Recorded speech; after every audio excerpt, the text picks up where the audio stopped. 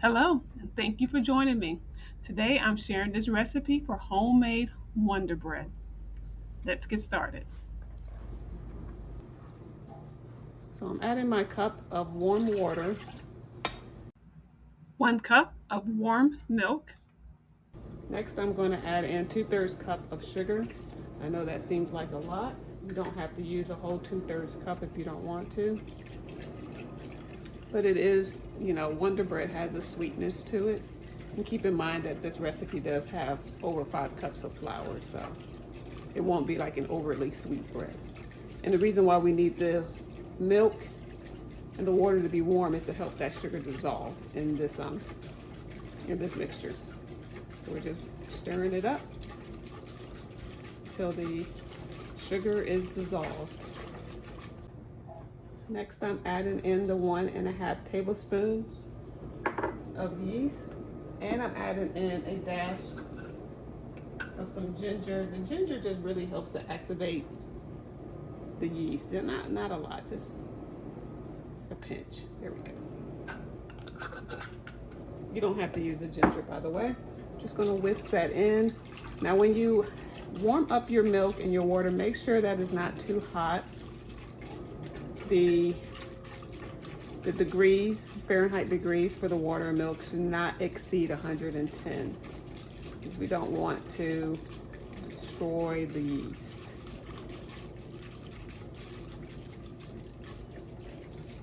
All right, so once that's whisked in, I'm now just going to let this set aside for 5 to 10 minutes. We want that yeast to get very foamy. So the yeast has gotten nice and foamy, just the way we want it. So now we're just going to add in a cup of flour.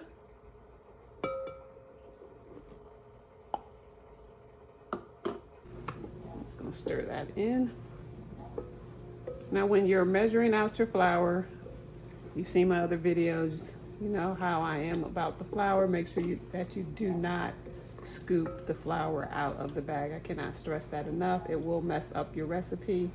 Flour is, I don't know if it's too dense or not enough, or not dense enough. I don't know what it is, but I just know that if you scoop it out, you're scooping out a whole heck of a lot more than what you need.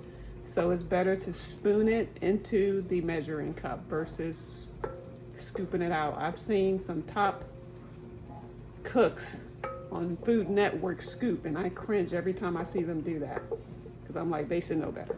But anyways, don't scoop your flour out. Spoon it into the measuring cup, or even better, weigh it on the scale.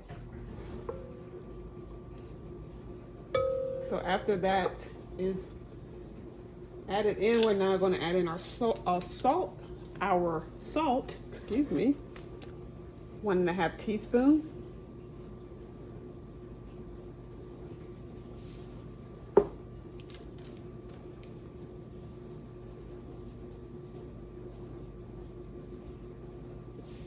And also oil.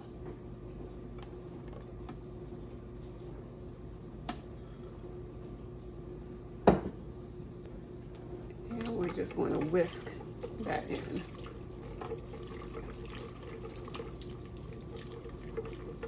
You may notice a few lumps in there, that's okay.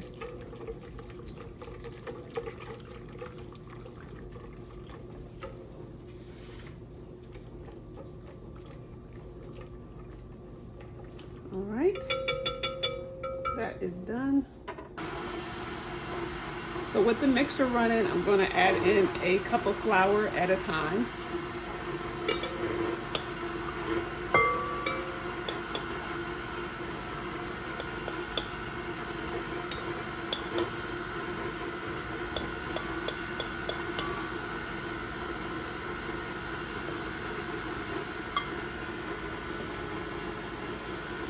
That's the first cup.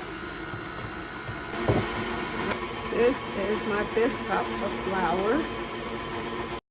Keep in mind there is a total of 5 to 5.5 cups of flour for this recipe. The first cup was added after the yeast got foamy.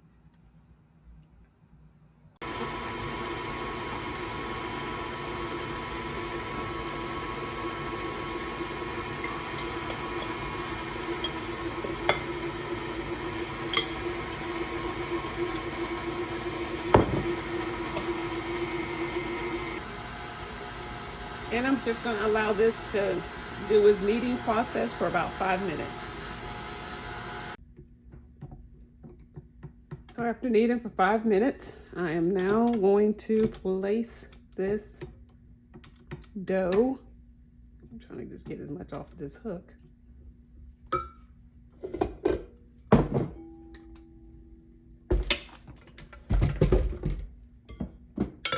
Into this bowl.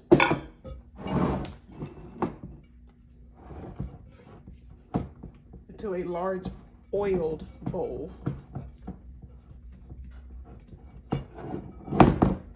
It's heavy. Jesus. Start lifting weights.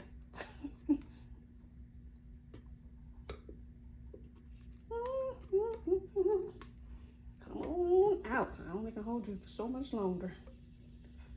Oh, Jesus. There we go.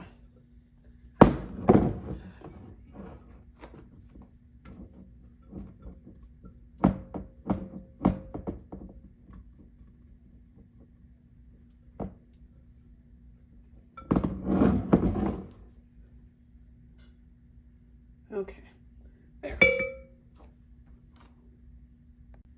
And I'm going to add a little oil to the top. Just a few drops because we want to oil that as well. Oops. Go in with my hand here.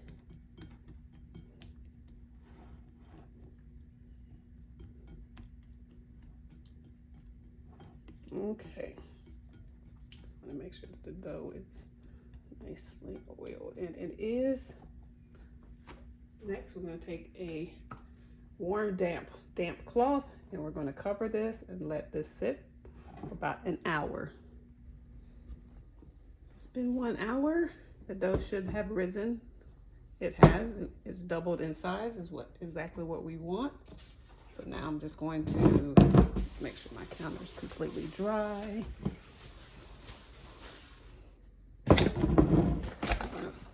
Flour the counter.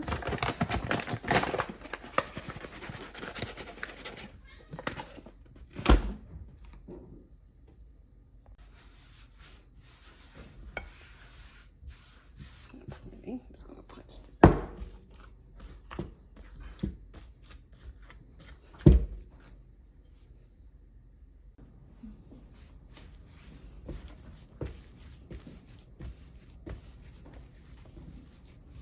So I'm just gonna knead this for 3 minutes.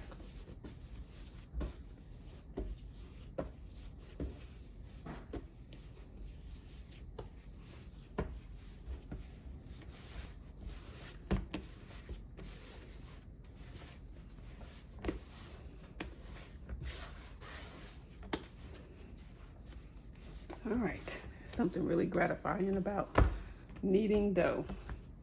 I'll add a little bit more flour to the counter. A little bit more. There we go. And this, it has been almost 4 minutes I've been kneading. I think I've enjoyed this more than I probably should have.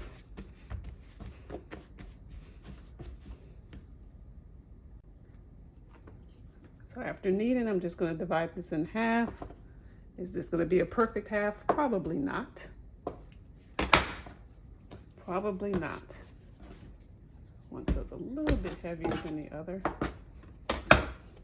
I could use a scale, and I actually have one. There we go. I'm just going to shape this into loaves.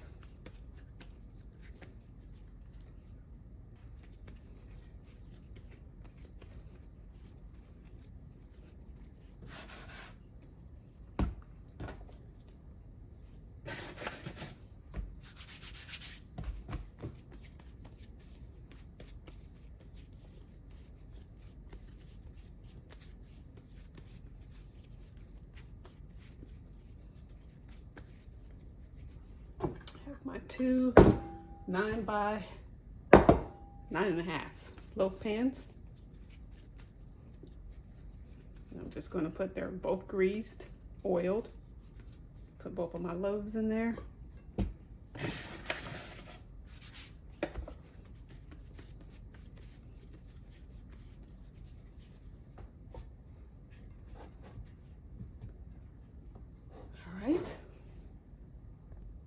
just going to let these rest for 5 minutes. While that's doing that, I'm going to melt my butter to place on the top. I'm just going to take the butter and brush it on the top.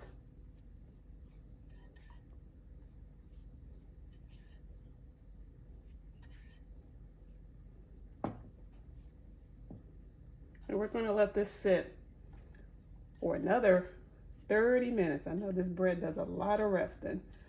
I wish I could rest as much as this bread does. Alrighty. So now we're just going to let it sit. It should double in size again. There we go. Now I'm just going to place both of these pans in the 350-degree preheated oven. Let it bake for 30 minutes. Both of my breads are hot out the oven. I am just applying some butter to the top of them because there's just nothing wrong with adding more butter. You don't have to do this, but it does give it a pretty coat. Let that butter sit on the bread while it's still warm. And once it's fully cooled, well, not fully, you can go ahead and jump right in and start eating if you want. But once it's cooled, you can slice it and you're ready to make sandwiches or anything with this bread. Now, of course, I can't go without showing you guys what the inside of the bread looks like. I already cut me a little slice to give it a taste, and of course, it was absolutely delicious. Now, this is not the best cutting knife, so just FYI, I probably should have grabbed my bread knife, but I had to go digging for it.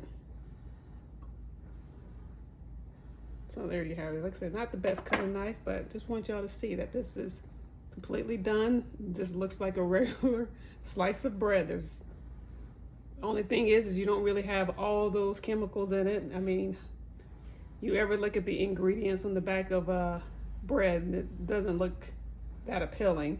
And one of the things that I remember as a little girl is that bread used to spoil. For some reason, the bread that we buy nowadays does not spoil. It can last a year. You will not get a piece of mold on it. This bread right here for sure will spoil, but I don't think that it would last long enough for it to even get to that point. If you've enjoyed this video, please like and subscribe. I would love to see you join me on my next video. And until next time, may your kitchen always feel like a hug from Grandma. You take care.